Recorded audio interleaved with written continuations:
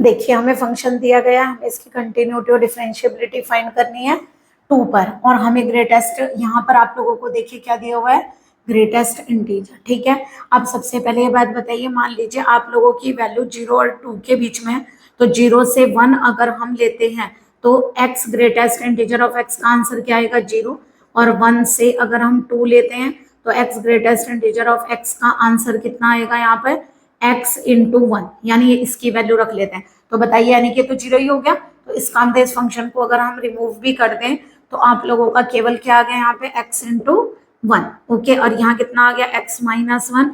देखिए 2 से ग्रेटर, 3 से लेस तो 2 ही आएगा ना यहाँ पर 2। तो ये आ गई आप लोगों की value 0 less than equal to x less than 2, 2 less than equal to x less than 3। चलिए पहले सबसे पहले हम कंटिन्यूटी चेक कर लेते हैं किस पर, at x is equal to 2। तो सबसे पहले हम right hand limit, left hand limit और उस पॉइंट पर लिमिट लेंगे। तो देखिए लेफ्ट हैंड लिमिट 2 से लेस ये है, यहाँ 2 रखिए 2 आ गया है ना। 2 से ग्रेटर यहाँ पर लेंगे कि 2 माइनस 1 इज 1, 1 इंटू 2 इज 2, और F2 पर भी कितनी आ गई 2। ठीक है, तो इसका मतलब इक्वल है, यानी कि इक्वल होने का मतलब RHL equal to LHL equal to F2। इसका मतलब Fx is continuous at x is equal to 2। अब चलिए डिफरेंशिएबिलिटी चेक करते हैं।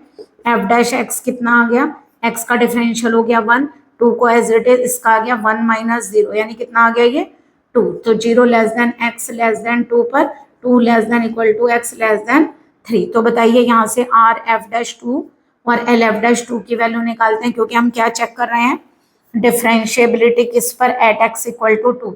तो देखिए राइट हैंड साइड ये वाली है 2 से ग्रेटर, तो आंसर कितना है 2, 2 से लेस आंसर कितना है 1, दोनों इक्वल नहीं है। तो क्या बोलेंगे, f x is not differentiable, f x is not differentiable at x is equal to 2 पर डिफरेंशिएबल नहीं है।